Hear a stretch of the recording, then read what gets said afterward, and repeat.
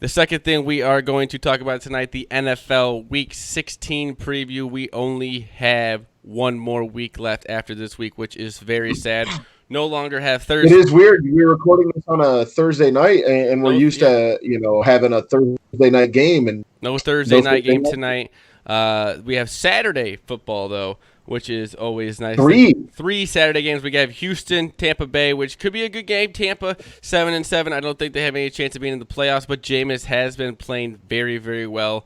Something like 850, 900 yards in his last two games. I think 7-8 touchdowns. He only had one interception. Hey, quick tip on that game, Zach, and I don't know how you feel about this. I know we don't dive super deep into the gambling, but here, that over-under is at 50, and that's a noon Saturday game. Yeah. That just screams under to me. Neither of those teams are used to be playing that early on a Saturday.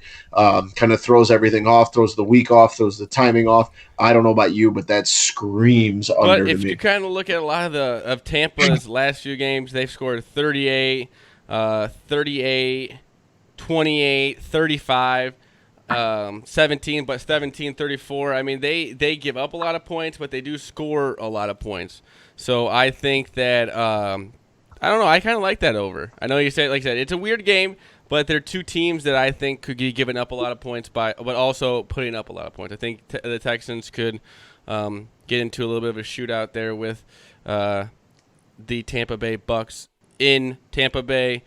Beautiful weather there. So, like I said, I think they said 50, but Texans are only 3-point favorites.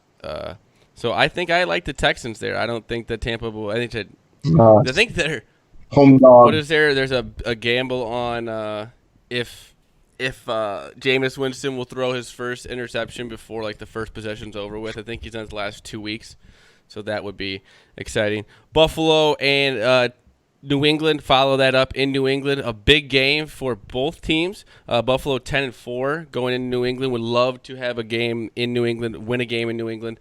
I think Tom. Never thought we'd say this sentence, but Buffalo has a chance to possibly put the Patriots up against the wall about winning the AFC East for the first time in how many? The only tough thing is they only have to win. They only have to win one of their last two, and they have Miami Week 17 at home. So that will be, like I said, probably not the hardest game for New England. Like I said, if they do win, they do have to force them to beat Miami. But like I said, if they only have to win one of the last two games, they're to secure the first spot in. Never thought we'd be in this situation, though, this late in the season where New England's still in a division race. No. And like I said, that just shows you how good the Buffalo Bills have been. Like I said, only lost in 4 games, which I you don't really think about it throughout the season of them being that dominant. But yeah, 10-4 is amazing for a team like I said, Josh Allen, who's still having some kind of turnover problems, the defense, but that has stepped up.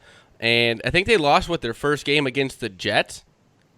Or did they? No, they won that game. The Jets almost lost that game.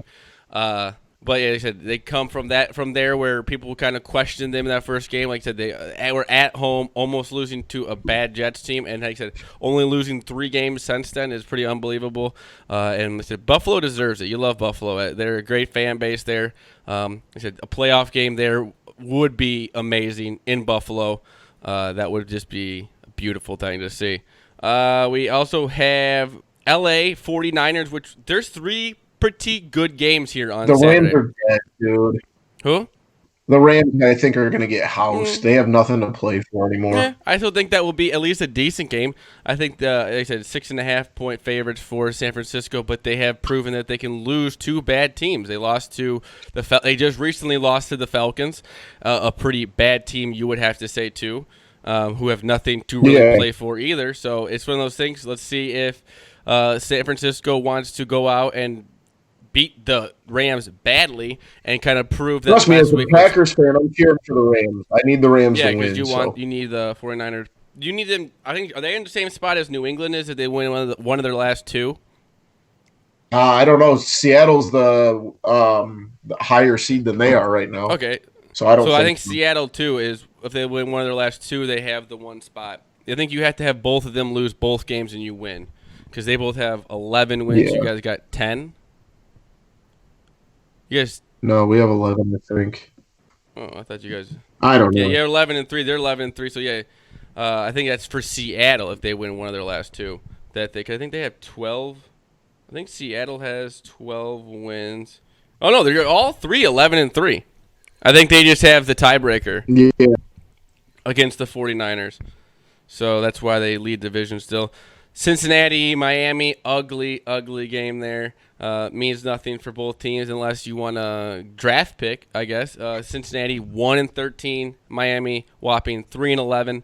So that will be an exciting game to start off the day. And then we have the Giants and the R words, both 3-11. So those are two awful games to start off a Sunday morning. Those are both NFL games that will happen that no one gives a rat's It'll ass be about. like I said, at least maybe they'll be competitive. I would like that. Both pretty low. Yeah, but inconsequential football games that, like you said, mean nothing but draft stock. But still football. Like I said, in a few weeks here, we will be begging for Yeah, a you're right. Giants You're right. Redskins game here. We got Saints going to Tennessee to play the I wouldn't say on fire Titans. I think they lost last week. But they are playing better. Tannehill's got them playing a lot better. Yeah. And I think that Derrick And Henry's Tennessee's playing well. playing for a playoff spot. Yeah, they said Tannehill has got them back into a playoff spot there. I'm trying to see if they lost last week because And they have to keep up because they are right behind. They're right behind Pittsburgh, and Pittsburgh has the Jets this week. So, not that it's a guaranteed win for the Steelers, but if Tennessee wants to stay in this, and I think Tennessee is one of the hottest teams in football, but they've kind of dug themselves in a little bit of a hole with Mariota earlier. If they're going to get back into this thing and really make a playoff push and bump Pittsburgh out, they have to be able to play with New Orleans, and we'll see if they're able to do that. Like I said, the Jets, Steelers. Like I said, I don't like. I wouldn't say that I think the Jets are bad. Like they're horrible.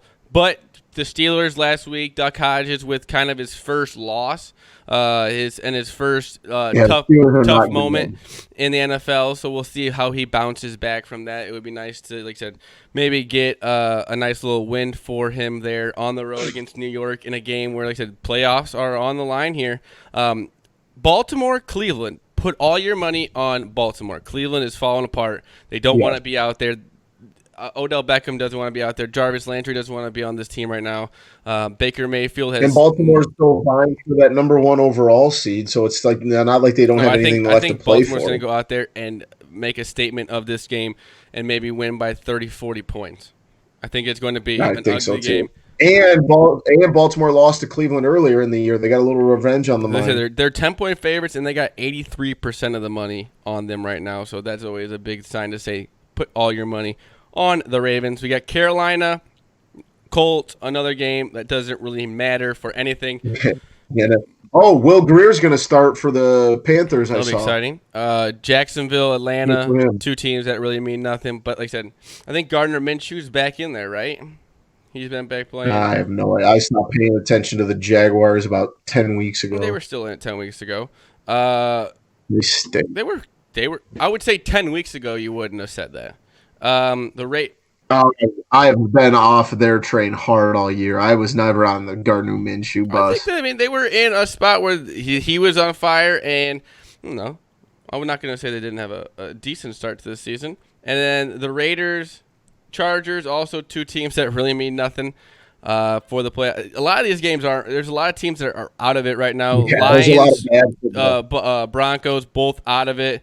Arizona goes to Seattle, and this next game here, Dallas, Eagles. Why is this game not pushed to the Sunday night game at least? Because then we got the Chiefs, Bears that really it means something for the Chiefs, but it means nothing for the Bears on a Sunday night game where they could have flexed it. They gave them an opportunity to flex it.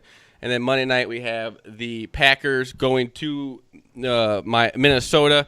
Be a nice win for the Packers, and they can kind of wrap up the division there and not have to worry about Minnesota in the last week. Because Green Bay, who does Green Bay have in the last? Detroit, don't we?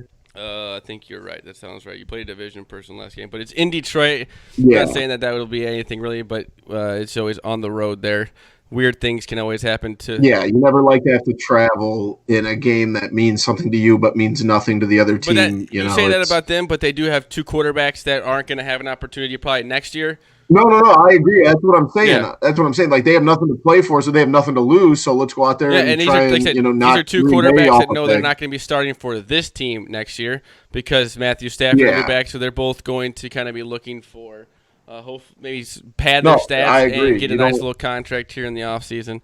They said the trap game. Week 16 Saturday games, that'll always be beautiful to watch. I do love that.